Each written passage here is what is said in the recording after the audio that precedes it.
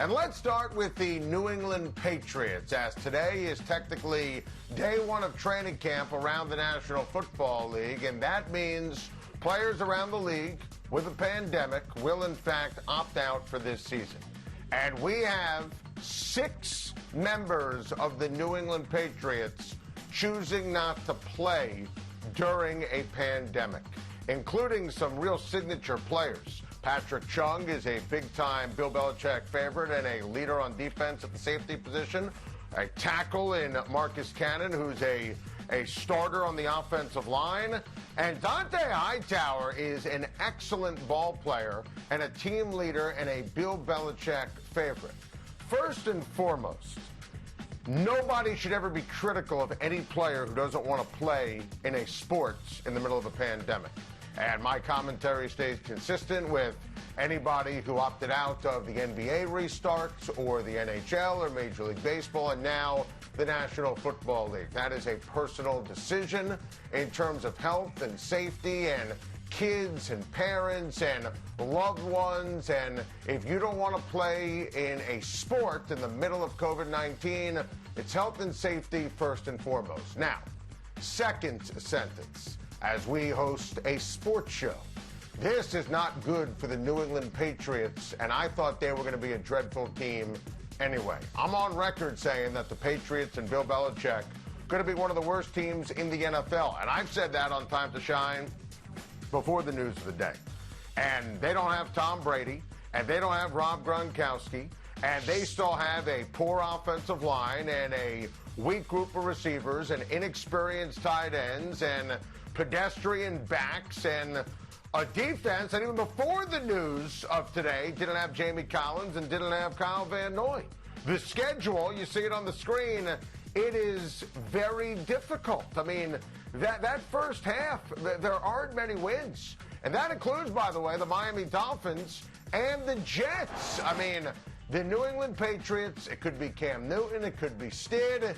It really doesn't matter. The New England Patriots on the field this year are going to be a bad football team. Bill Belichick always gives them a chance for 4 quarters because he is the single best coach or manager in the history of sports. But the Patriots roster, even before the news of the day, was already depleted. The Chicago Bears got big news in terms of an opt-out as well, as Eddie Goldman opted out of his contract. Now, Eddie Goldman, if you don't know, is a great player, a strong defensive tackle, a run stuffer, one of the best in the business. And first and foremost, again, like with the Patriots, it's all about health and safety and making sure you take care of yourself and your family during a pandemic. Now, talking football, the Bears defense took a major step back last year, and they're not the same without Vic Fangio coaching them up. I mean, the numbers last year, I mean, look at where they ranked in key categories. Not vintage. Khalil Mack had a pedestrian year. Now, they did bring in Robert Quinn, and that is obviously a big deal in terms of giving Khalil Mack some help in getting to the quarterback, but not having Goldman is significant, very significant. And I think the Chicago Bears, you factor in Mitch Trubisky and Nicky Foles, the worst quarterback room, 32 out of 32 in the NFL.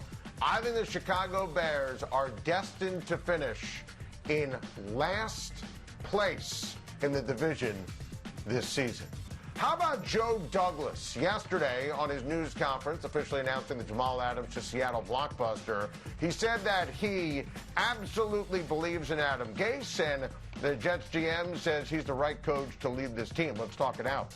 He stressed the ability for Gase to finish up the season 6-2 in the second half of the year, and that's impressive.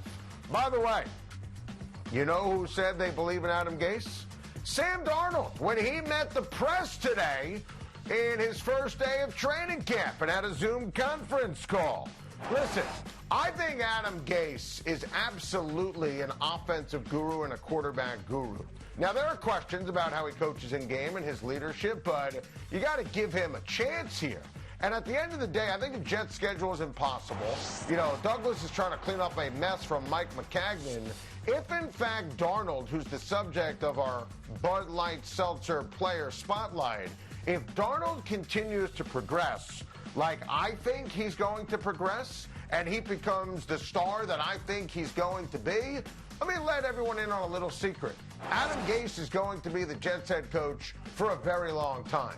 If Sam Darnold becomes attached to Adam Gase, and Gase continues, and he did this in the second half of last year, continues to show leadership and discipline and gets his team to focus and win games they're not supposed to win and take care of business, Adam Gase, crazy-eyed Adam Gase, is going to be around for a long time. And look, if Darnold regresses or the team just spirals, Joe Douglas didn't hire Adam Gase. He'll fire him and find a new head coach. But Sam Darnold, I believe he's going to be a star, and I believe Adam Gase is going to be part of that.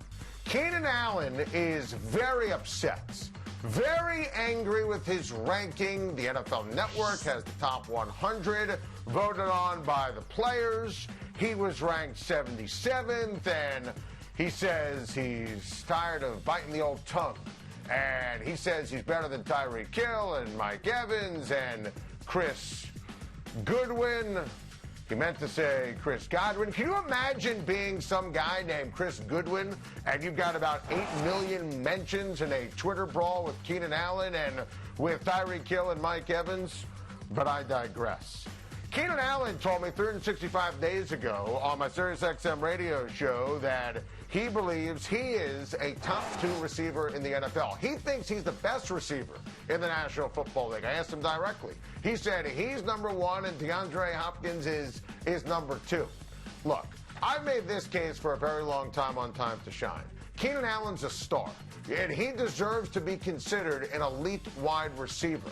Actually, if forced and I had to make a list of my favorite and best receivers for 2020, and I want to stress, this is for 2020. Larry Fitzgerald is not on this list. I'll fight anyone who doesn't have Larry Fitz on a Mount Rushmore all time. This is for this season. But take a look at what's highlighted in red here, okay? I've got Mike Evans and Tyreek Hill and Keenan Allen all in the same category at the wide receiver position. I think Keenan Allen is a stud. Over 1,100 yards in 3 straight years. But look, he's not Michael Thomas. He's not DeAndre Hopkins. Michael Thomas is the best in the business. I was outspoken in voting for him for Offensive Player of the Year. Hopkins is unbelievable. He's going to be even better, I believe, when you take a look at playing in Cliff Kingsbury's offense with Kyler Murray. Listen, Keenan Allen is great. I'm defending him. He deserves to be in the same category as Mike Evans and Tyreek Hill, but, taking it to the Twitter streets on how he's better than those guys, Keenan, I love you. I'll grant you this. You're better than both Chris Goodwin and Chris Godwin, but better than those guys, I'll say same category, and that to me is saying I love Keenan Allen.